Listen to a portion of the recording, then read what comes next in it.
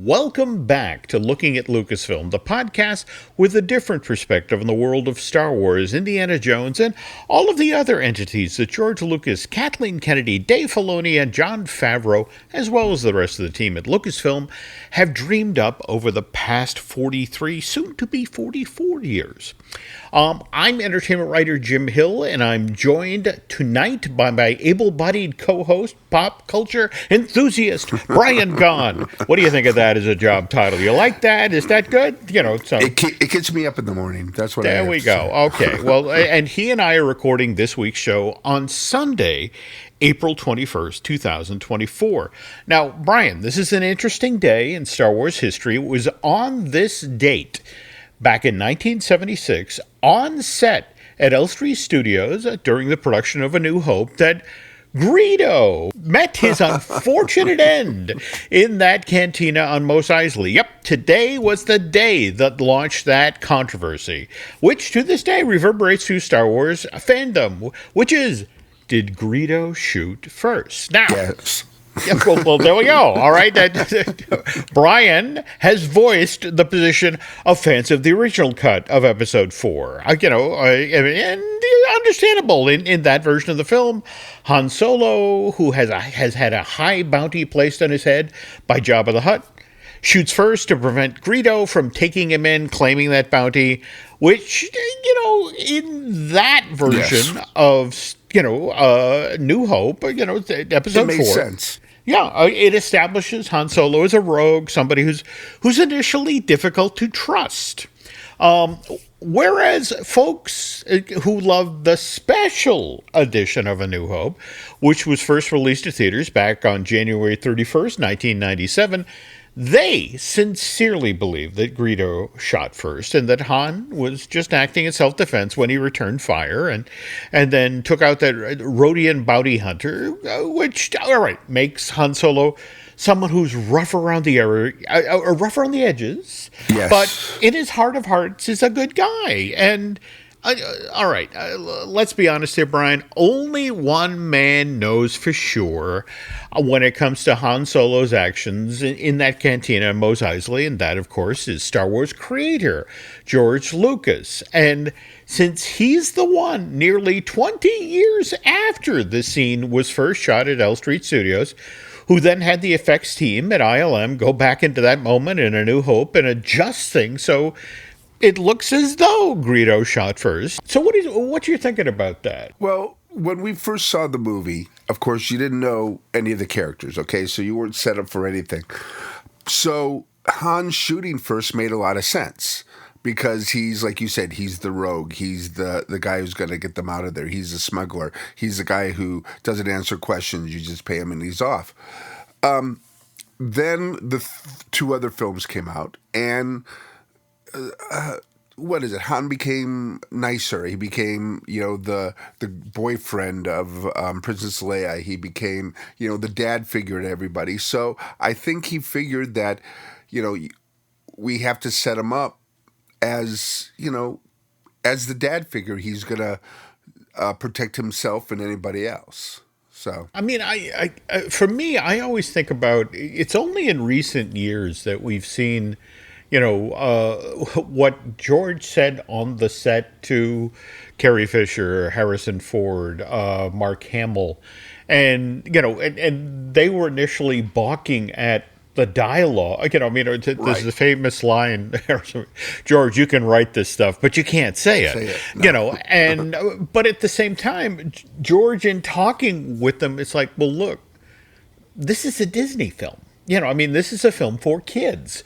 And so that's, you have to do your dialogue like it's a movie for kids. And so, if you take that into consideration and look at what George did with the change for the special edition of A New Hope, I think that's just George. It's like, well, look, a hero needs to be heroic, and a villain needs to be hissable.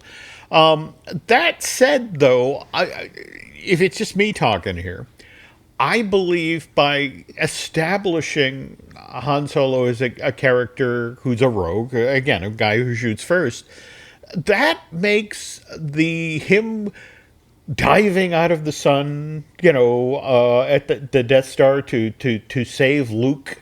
Right. I mean, there was a reason, when I saw that movie in 77, the entire audience cheered. It was just that, oh, he came back. Oh, that this character that we didn't entirely trust, he came through. It's like, and him shooting Greedo was one of the reasons we didn't trust him. So, all right.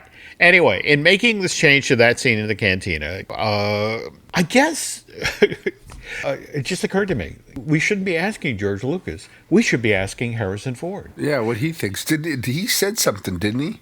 Did At he? one time? Oh, I don't know. Oh, okay. We'll have to look into that. But I would love to hear what he heard that day on the set about how to play that scene. Because remember, Harrison has been very upfront about the fact that, what is it, in Return of the Jedi, he was campaigning to George, kill me. Yeah. Kill me. Yeah, give me. He's got no mama. He's got no papa. Just give him a heroic death. And what's interesting is 32 years later, Ford got his wish with The Force Awakens. And but yeah, it would be interesting to find out what Ford thinks about Greedo and who Shepard. 2014, in an Entertainment Weekly, they asked him, and he says, "Who cares?" Well. There we go. All right. Well, thanks for listening, folks. He says, "I don't know. I don't care." Well, there we go. All right. Well, that's kind of a downer way to start the show. But all right. Let me lift your spirits here, folks, because in the feature segment of this week's Looking at Lucasfilm, Brian is going to tell us what it's like to journey down to Disneyland Park in Anaheim right now. In fact, you and your son Devin went down to experience this year's Season of the Force, which is their Star Wars event at the park, right? Yeah, it opened April 5th, and we went actually the 6th, I think, and or the 7th. So we went 3 or 4 days afterwards, and it was pretty cool as you hear. But I mean, does Disney do anything wrong? I mean, when you get there, and you forget everything that's outside, and everything that's inside just works so much better. I don't know. Okay. All right.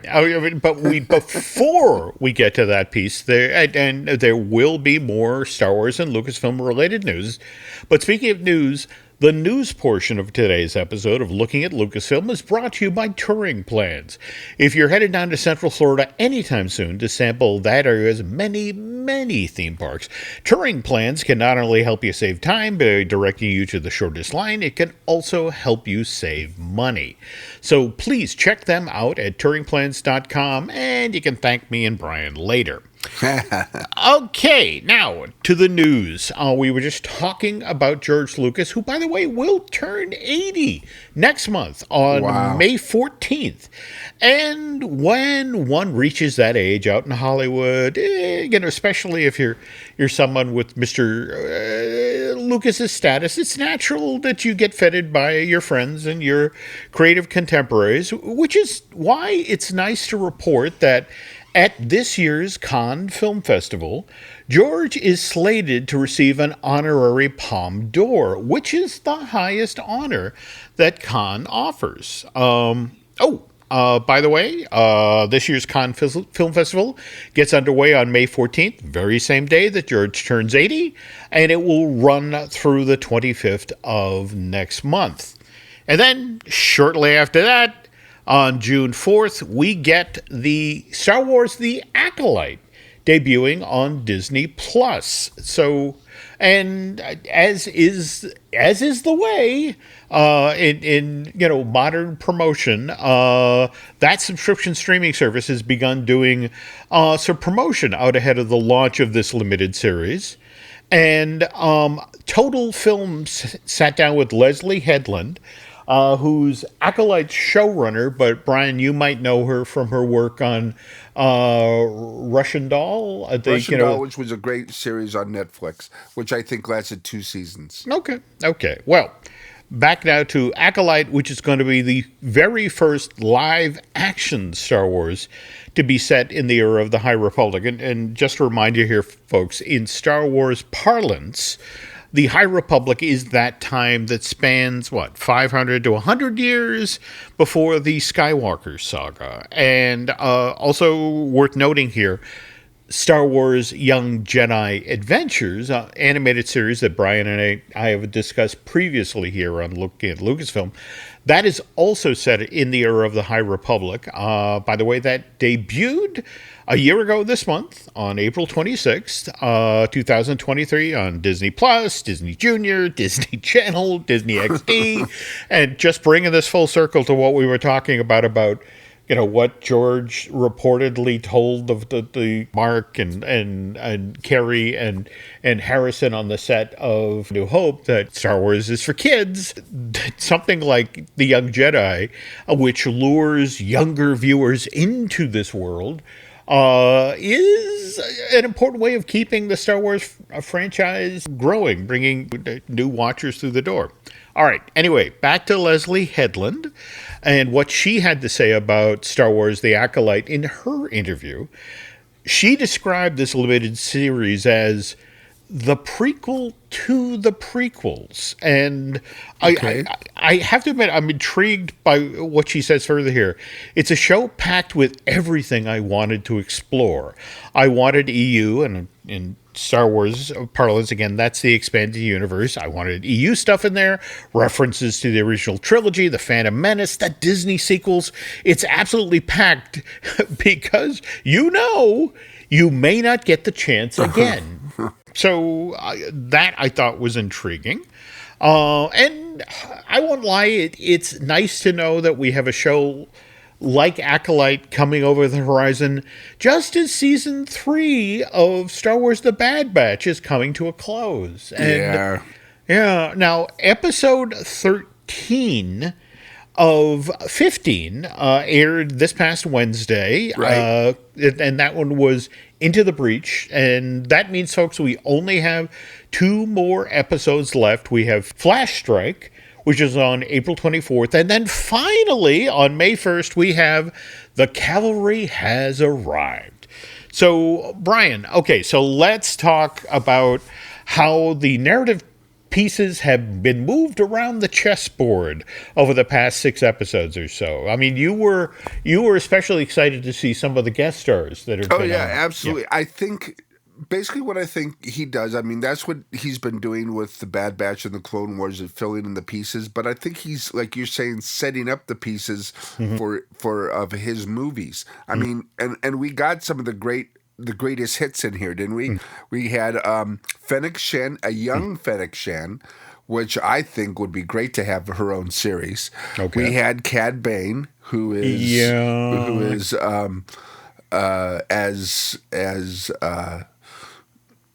what's the character's name? I know who you're talking about. Yeah. You're doing your spaghetti westerns references. And that's where okay. it comes from. Lee Van Cleef. There we go. As anything, and then we got a different Ventress. Well, yeah. I mean, okay. her character has been kind of evolving through all these different things, as much as Ahsoka has, but she has gone into different paths, and now not only is she a bounty hunter, but she's something else too. She seems to be protecting people too, she found the island. So I mean, I hope nobody else finds it. Well, that's what I found intriguing about that. There was that line of, whose side are you on? And it's like, my side. I mean, that this is again, I mean, face it, this is a character that previously was, no doubt about it, a villain in the Star Wars parlance. And now what's kind of interesting is she seems to be in the gray, and the fact that she took an interest in Omega and protected her, but at the same time left the situation. Just sort of, this is all I'm willing to do at this point. So that makes her an interesting character. Now, speaking of Omega, Okay, now, all right. Sorry, spoilers. If you haven't seen, season 3 of Bad Batch up until this point, we're going straight into the spoilers here. So, okay, so as of right now, at the end of Into the Breach, Omega's back in tennis. She is in lockdown with the other M Count kids, but she seems to have found a way out of their extreme lockdown situation. Now, mind you, where this gets interesting is, yes, they can get out of the extreme lockdown, but they still have to escape Tennis Base itself.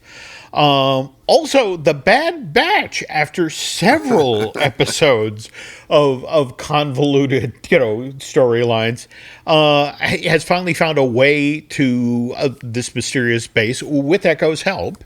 But here's the thing: it's only Hunter, Wrecker, Crosshairs, and Echo, and Echo is aboard the science vessel and probably soon to be found. So it's like, all right, how do these 4 infiltrate that base and find Echo and rescue her and the M Count kids and get away?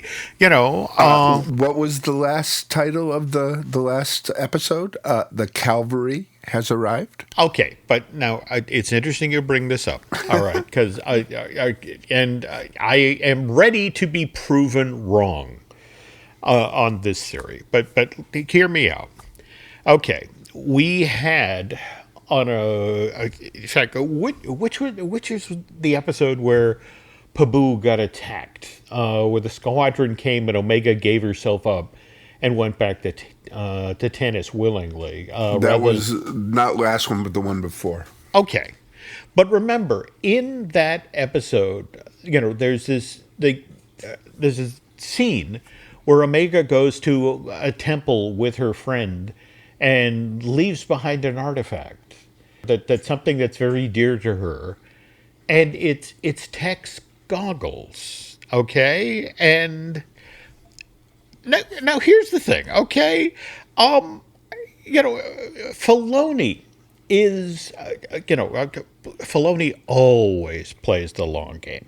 Always. And yes, we did see Tech sacrifice himself for the rest of the team when they did that raid on Eradu. And I want to say that was the end of season 2 or thereabouts. But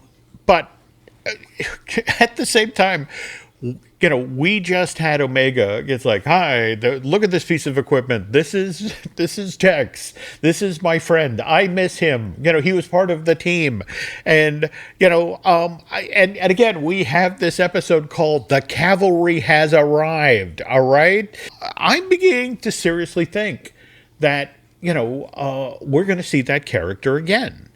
That, I mean, think about it. If we follow what has happened over the life of this series, we have seen Crosshairs step away, that he didn't care for what the Bad Batch was doing, but he's eventually come home and proven himself to be a worthy member of the team. And it's sort of, given that this show started off with Tech and Hunter and Wrecker and Crosshairs, and we have this facility that is full of clones that have been captured. Come on. I look at where the pieces are being moved around the board, and especially with that title, the Cavalry Has Arrived. I think we're going to see Tech come back. Now, mind you, I also would love, as part of the show, because we've seen Rex, we've seen some of the Lost Commanders come back, and more to the point, you mentioned that Filoni reportedly has a Lost Commanders, a show that will be built around clone troopers Rex and Wolf and Gregor. I won't lie. I would love for that show to also be a reason that the Bad Batch could come back on the canvas. Perhaps they show up to help those guys out at some point. But anyway, But look, we'll know. We will know in the next 2 weeks. Because again, we have Flash Strike coming on April 24th, and we have The Cavalry Has Arrived starting, debuting on May 1st. What about you? What would you like to see as Bad Batch closes out its third season. Well, what I would like to see, of course, is what you bringing Tech back, but I would like them all to end up on the island, and that's where they are during the Star Wars battles of 4, 5, and 6, and then with Filoni's film to bring them back into the fray and see what they're doing now. I mean, Rey's a great character, but what if you get Rey together with Omega? I mean, to me, that would be, bringing the both worlds together and actually beginning a new world. You could begin. I mean, because Omega's important to so many people, but we don't know why. I mean, maybe it's because of the Project Necrophilia or whatever it's called.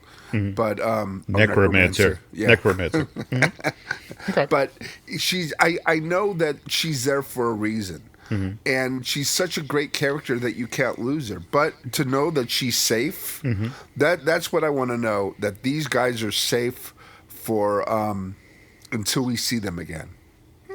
Okay. That's I can get behind that. So, well, all right. Anyway, folks, I know this is a shorter news segment than usual, but again, the reason for that is when we get back from commercial, Brian has a longish look at the Season of the Force, which again is running at Disneyland Park this year, now through June 22nd. But first, this. And we're back.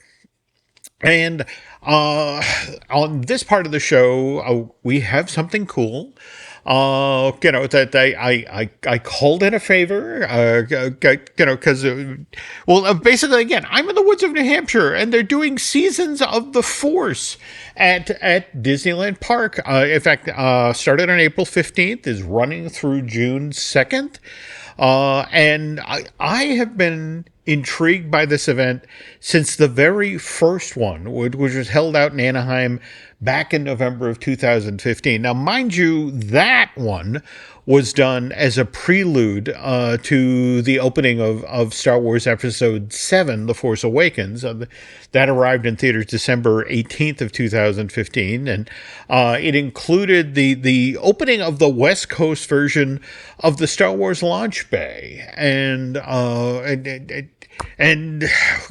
guess the thing that sort of intrigues me about all this is, now I want to stress here, you just did the daytime version of the event, the this year's Season of the Force, whereas they just started it up. In fact, Star Wars Nights this week, right? We had the first one of those on April 16th, and right. And Brian and I are actually recording on April 18th right now, and that's when the second one's going to happen. There's a total of 8 being held on separate nights now through the 9th of May. But again, that's basically held after hours at the parks from 9 p.m. to 1 a.m.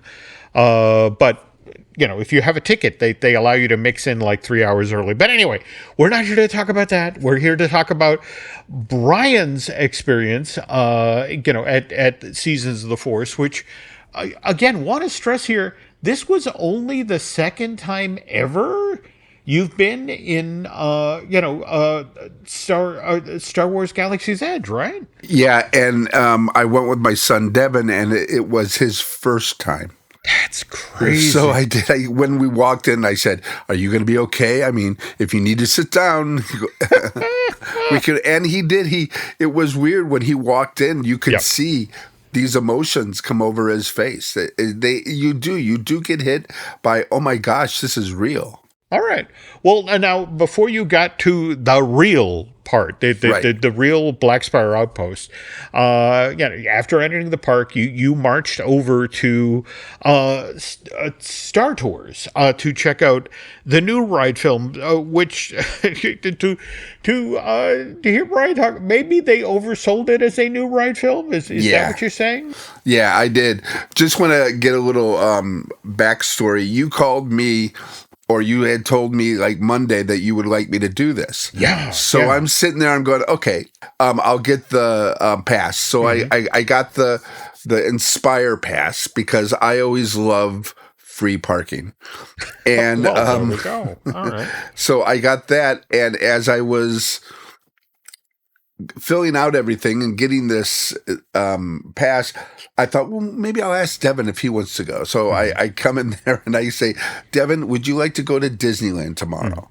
And he looks at me and he goes, yeah, maybe I'd rather just stay at home. And I'm going, what? Excuse me? He goes, yeah, I just don't, I don't want to go. I've been busy and I don't know if I want to go out. I go, I'll get you a pass, an annual pass, if you go to Disneyland. He goes, okay, I'll go. Wow. Throw yourself on that grenade, kid. Okay. So we're driving, and his friends are calling him and say, "What, are you doing anything tonight? You want to play games?" Da, da, da, da. And he goes, "No, my dad's taking me to Disneyland, and he got a pass for me." And one of his friends goes, "Well, this seems like your criminal punishment is you're being punished to go to Disneyland." Okay. And so it was like, he was like, I don't know. So we went there and we got there, and then just to get to the very end, he did tell his mother when we got home, he goes, "It is the happiest place on earth." Oh, well, okay. But yeah, so when we got there, we went on the Star Tours. And it begins just like when they redid it a few years ago. And the first thing you do is you go to Tatooine, and you're in the pod racing, and then you go off. And then when you go off, you see Grogu and Mandalorian, and they have now given you 3D glasses. And there's a 3D element, which I don't want to give away, that it's really cute and stuff. But basically, they tell you what I think a Star Wars commander did before. You're in the wrong place. Mm-hmm. So we got out of the wrong place, and then you go through also another thing, and then you go up and you see the Purgles. Mm-hmm. And now you're in a war with the and around the Purgles. Mm-hmm. And then after that, Ahsoka comes up on the side, and Ahsoka comes up on the side, and she says, you guys got to get out of here. Good to see you again, R2. And then you go back to the base. But it's still one of the best rides. And it's so neat to see Grogu and Mando and Ahsoka. It's neat to see them part of it. But again, you got to see the Purgles, you got to see Mando, you got to see Ahsoka. Okay, so the Purgles were amazing. You get so emotional when you see them. Those things, they really get to you, and especially if you've seen the show, because you know what they're all about. So it was just remarkable to see them. Cool. Okay, so the two of you hike to the back of the park. Right. How did you decide to take, a Devon into a Black Star Outpost? Because you have your choice of the three doors, so to speak. Which way did you go in? I went in past Big Thunder Mountain, that one, the first one, and which was a better one to go in because that was where the Resistance was. And when we walked in, there was a woman there playing the Resistance, whatever she was playing, and she picked Devin out right away. And Devin does not like that. Okay. So he kind of like blended in with other people so she wouldn't point him out. So, and he snuck in there, but it was the best way to go in because there was kind of like a participation thing going on with the people who were walking in there. So that was fun. Now, when we were pre-gaming here for this week's show, you were mentioning that Devin almost got into Star Wars Galaxy's Edge when it had first opened, right? When the very first day it opened, it was when his whole school went there for grad night. Wow. Okay. And tickets went out, not on sale, but available to get tickets. But, I didn't do the right thing. I didn't, I messed up, but some of his friends did go in, and one of the friends who was part of Devin's group, who I always bring to movies and Comic-Con and all that, he got me a thermo Coke bottle. Oh, Yeah. the detonator that Yeah. was the Coca-Cola. Yes, And it was great. It was a great. And Devin asked him if he would do it. He goes, anything for Papa Gaughan. Oh, So, because I grew up with these kids and they just, so he got it to me. He wouldn't take money for it. He just got it. And then he rode on Smuggler's Run. I don't think the Resistance wasn't up yet. yeah, that they did have some issues early on with that. But okay, so he missed it by inches. So Yeah. he's finally in there. So I mean, Oh, man. Same thing that happened to me. He gets in, I looked at him, and first of all, as we're walking through the tunnel, you could see him, coming up and doing all these, emotions were coming on his face. And then he sees the Resistance part, and his whole face just lights up until the woman starts talking to him, and then he's like, I'm out of here. And then he went to hide. But then we kept on going, and he just says, I don't like it when they talk to me. So he's not good at a character dinner or a character meal either. He's very embarrassed, but like a kid would be. He just doesn't like to interact. Cool. But like a lot of us don't. So I understand. So you come in from the Big Thunder side. Right. And I guess you travel the length of the land because your first ride experience is Rise of the Resistance, right? Right. Mm-hmm. And we get in the line, and it says it's 45 minutes or 45 minutes, and it was not even half of that. It was great to go through the ride because I wanted to go through the queue to see it all. And watching Devin, his eyes were like saucers, especially when we get to the part of the queue where we start going into elevators and we go into the big warehouse room with all the... He couldn't believe that he was seeing actual Star Wars in front of him.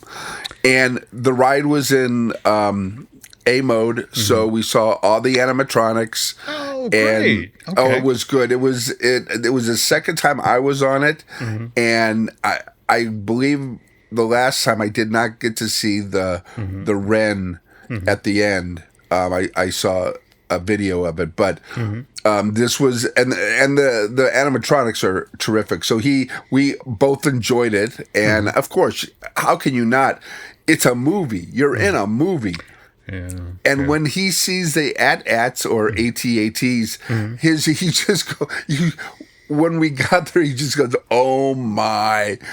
Because of course, you've never seen anything like that before in anything, and it was very pleasant. And when we came out, we were ready to eat. So I did check out the new meal things. I did not have the chili noodles over at Dakibea because I was going to have that later, but later turned out to be too late because they close at 8:30 on weekdays.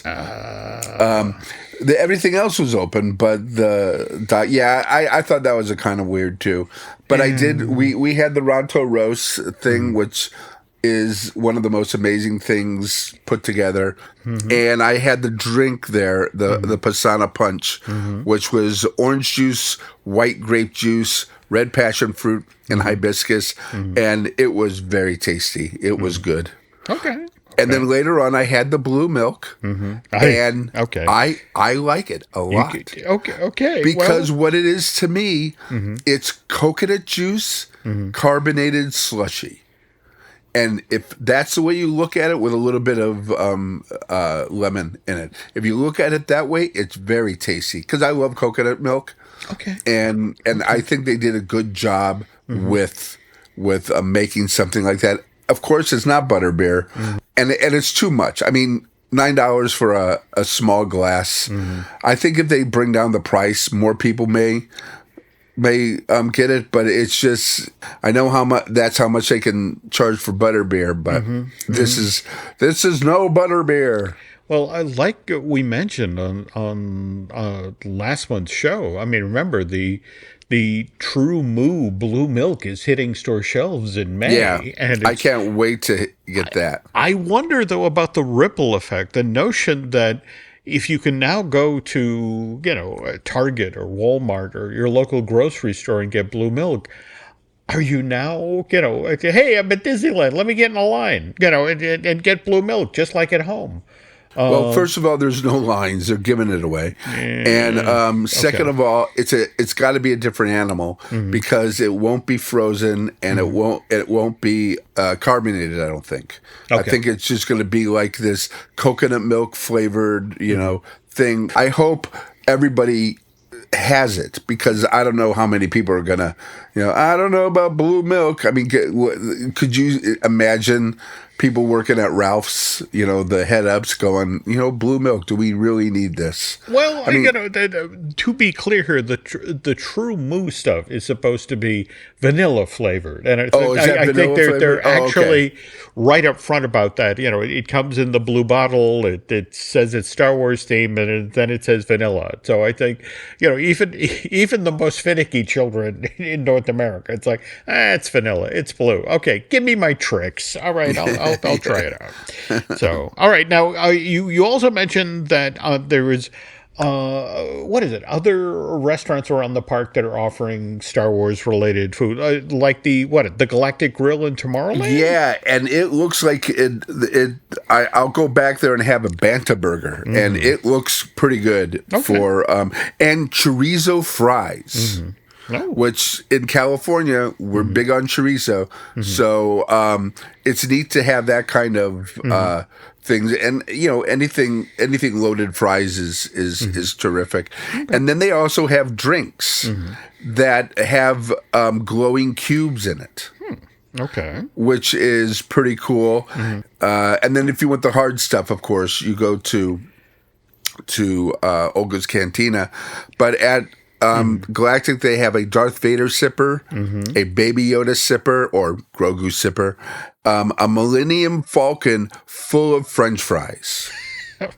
Oh my goodness! Tell me that's not heaven on earth. In my case, if I eat that, I'd be 12 parsecs away from death. Just sometimes you have to take that chance. Okay, there we go. And then a Jabba the Hutt popcorn bucket. Well, just this week, Disney also released information about, I guess it's only going to be available around the actual May the 4th at the park. Oh, is it? Okay. No, not the Jabba popcorn bucket, but they're going to do a Loth Cat tiki. Right. Yeah. And it's like, I went to Olga's Cantina to get the Battle of Endor tiki mug, and I have to tell you, I mean, I enjoyed going to Olga's, and the tiki mug was nice, but I eventually gave it to a friend who's a serious tiki collector. But on the other hand, I saw the picture of this Loth Cat, and I may need one of these. We have a Disney cat collection here at the house, and yep. And it's like, okay, that may have to be procured. So, well, all right. Anyway, well, the thing that I try to get tickets to, see, that's the thing about reservations. I mean, they're never. I was so lucky to get a reservation for the day I went. There are no reservations for May the 4th. I mean, right now there's no reservations for 2 weeks. So I hope to goodness they just decide, especially if you're paying what you're paying for a Inspire, that you can go whenever you want. You don't have to worry about whether you can go or not. So it's so interesting you bring up the reservation system, because we actually have family out in California right now. In fact, it's my nephew Jonathan, his wife Sarah, and their 2 little boys, and they actually reached out on Wednesday to the effect of, hey, we're in California, and we were thinking about going to Disneyland, and what do you? And I literally had to turn to Nancy and go, oh God, no. It kind of broke my heart to say, I don't know if you can get in. These days, it's not a question of drive up and get out and buy a ticket and walk in. It's like, well, do you have a reservation? You're going on the right day. Is there a private party? Are you going to get booted out early? And I literally ended up, telling Nancy, don't yeah, and they've got a 6-year-old and an infant, and I literally said, send him down to Carlsbad. Yeah. Go to Oh, Legoland. absolutely. They Legoland. literally just opened a brand new dinosaur area there. Yeah, I can't wait to see guarantee you a that. 6-year-old's going to have a good time. Whereas, just the hassle of getting into Disneyland now. Just sort of like I know what Devin said. It is the happiest place on earth, but it's not exactly easy to get into. So asking you if you could probably get me a ticket for May the 4th as kind of I will inquire. How about that? Okay. So I mean, if you want me to find out what's going on, dude. I know, absolutely. But again, you have to understand. I work these days with Len Testa.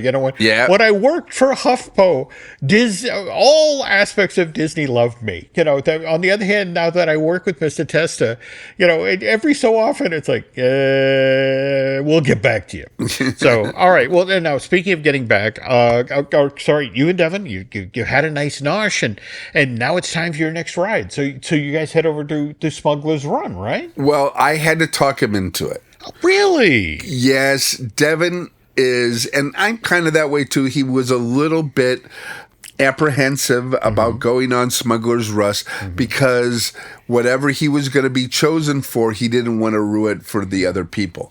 Now, I try to convince him that, first of all, the reason why there's not a line is because a lot of people aren't going on it anymore, and they don't care. They just want to see the Millennium Falcon. They don't care how good they do nowadays. There used to be people who did that, but now they're all like, let's just have a good time. So I talked him into it, and we got chosen to be the pilots. Oh, okay. Yeah. The very responsible position. Yeah. And now I'm going, oh, God. Yeah. Screw Devin. I got to worry about making it. And we have one other couple in there, and they were very cool. They were just there to have a good time. Just there to have a good time.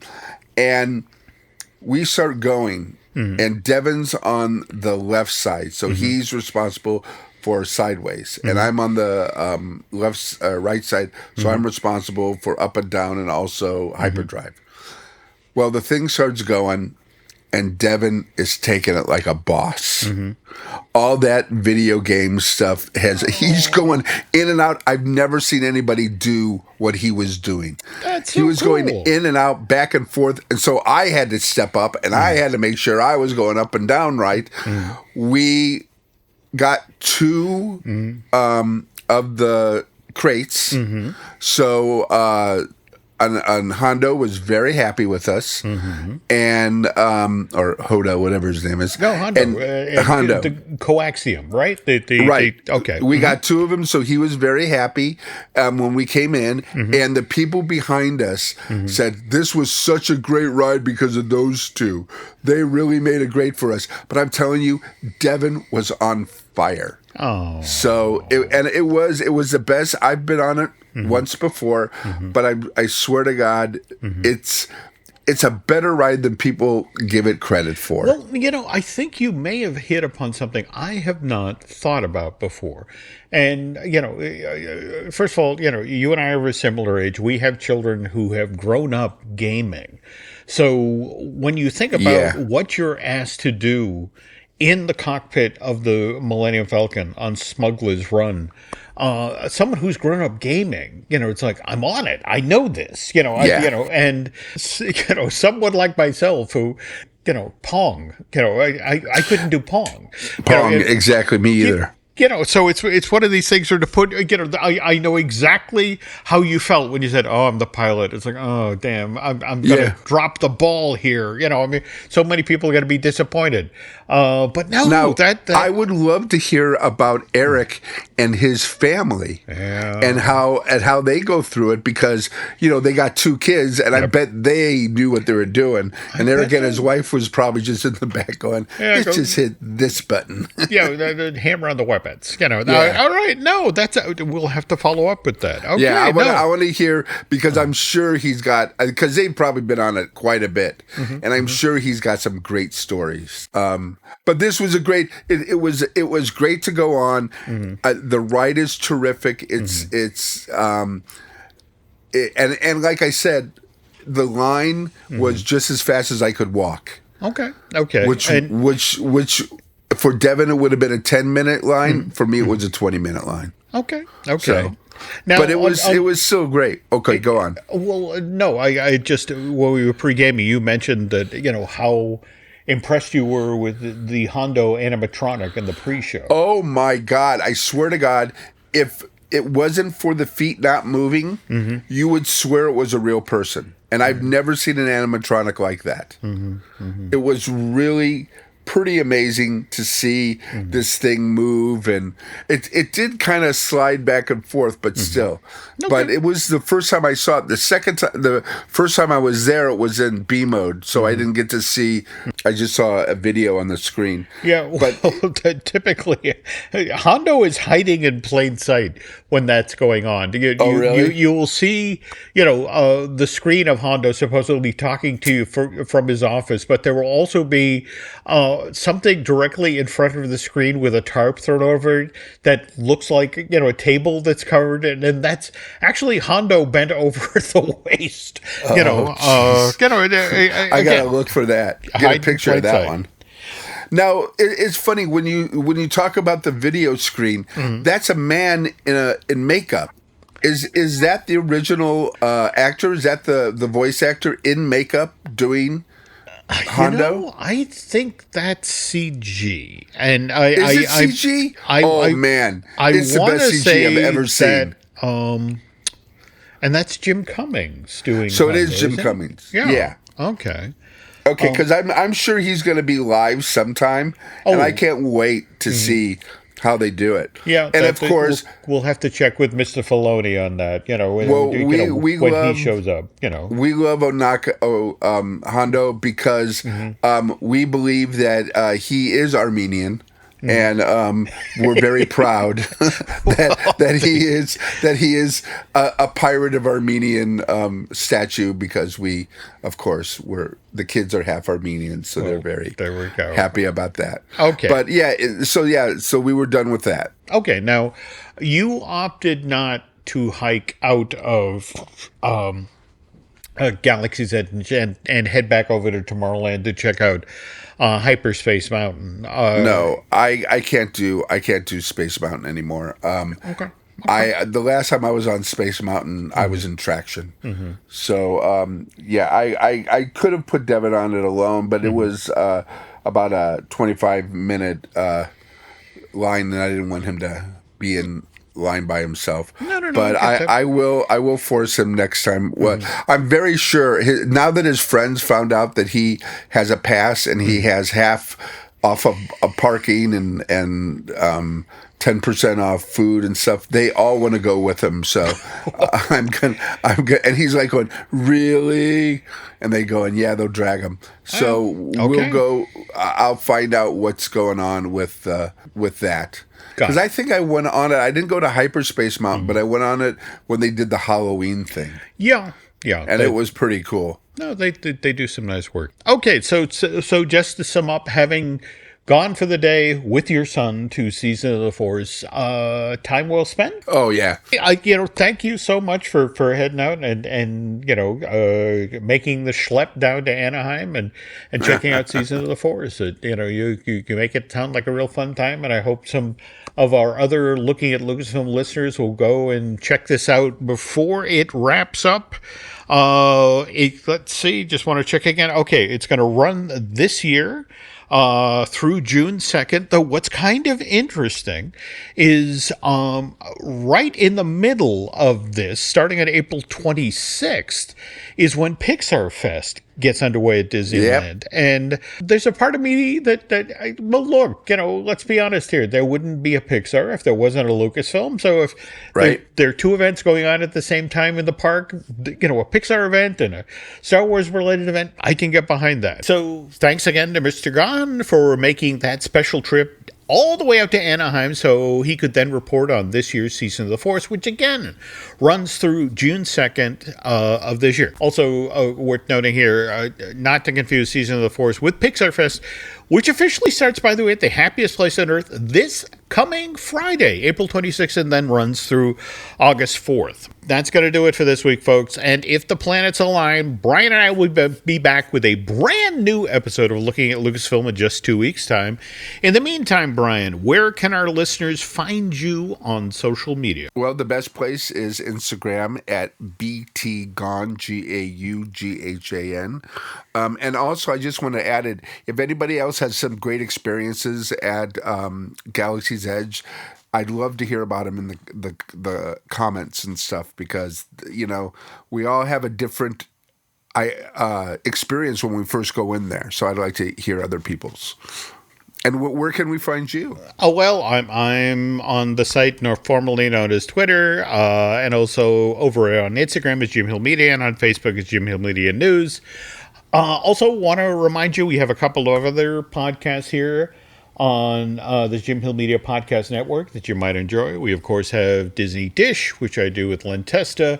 We have Fine Tuning, that's animation news. I do that with Drew Taylor, who, by the way, has his own really nifty... it's so great. Yeah, a podcast he does with Charles Hood, and that is the Light the Fuse. It's so great now. If you're a fan of Paramount films and Paramount directors, it is incredible to hear Penelope Spheris, to hear Howard Deutsch. I mean, these guys are my favorites. Yep, and to hear them in a atmosphere that is just guys talking about it, it's just incredible.